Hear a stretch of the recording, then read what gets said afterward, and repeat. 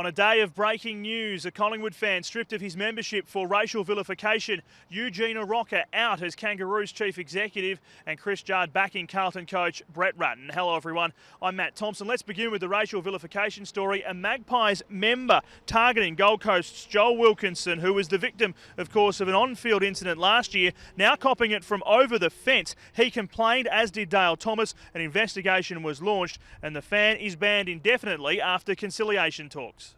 Late yesterday, a conciliation meeting was held here at AFL House, conducted by the league's vilification expert Frank Bassini.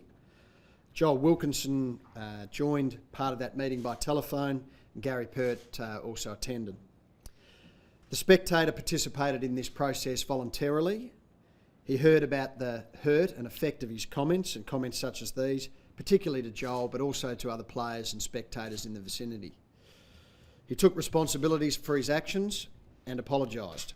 And Dale Thomas made the club aware straight after the game that his opponent had been racially vilified by a Collingwood supporter, and he'd heard what was said and he saw the actions. He was disgusted at the time and made it clear to Joel that if he wanted to take this further, that he would support him on that. Pert says the fan has taken responsibility. He's very embarrassed and very remorseful.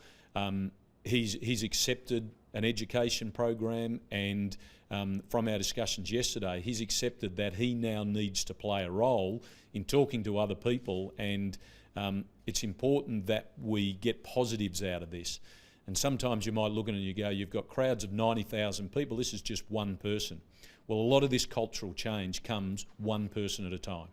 Now, as we told you earlier today here at AFL.com.au, North Melbourne Chief Executive Eugene Arocka quit this morning when James Brayshaw went to visit him at his house. Arocka told Brayshaw, the Kangaroos chairman, that his position had become untenable. Of course, Arocka's contract was up in October, and there was speculation about whether or not the board was going to renew that contract. But Brayshaw has denied any feud between him and Arocka.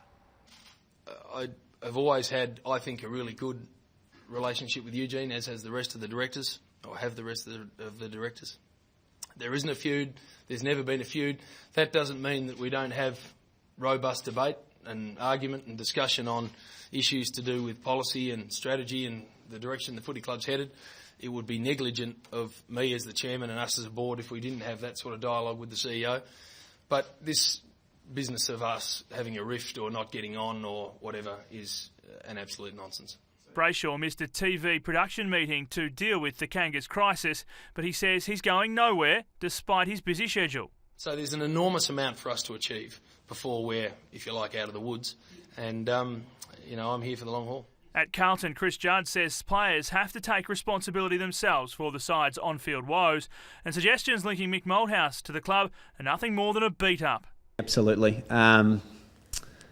These sort of stories are more for your guys' amusement and ability to fill pages than they have relevance to us. He's got our full support and he's doing a great job. We just need to play better footy, and we're not going to look externally and point the blame elsewhere. The players need to take control of that and put up better performances.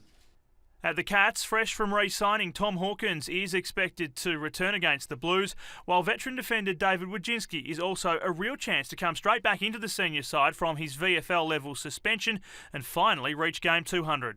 It'll really come down to what we think we need against a specific opposition, and he gives us something a little bit different. He's got extreme speed. He's been showing that on the track. If we do select him, it'll be with full confidence that he can perform somewhere near his best. The Tigers are trying to keep a lid on the hype at Punt Road, but Brett Delidio admits the improvement on 12 months ago is clear for all to see. Yeah, for sure. I mean, Tigers of old probably would have been blown out of the water and lost by 30 or 40 points, but as I suppose we saw in round one when that did happen. But to take or have the lead and then lose it again, but then come back and win.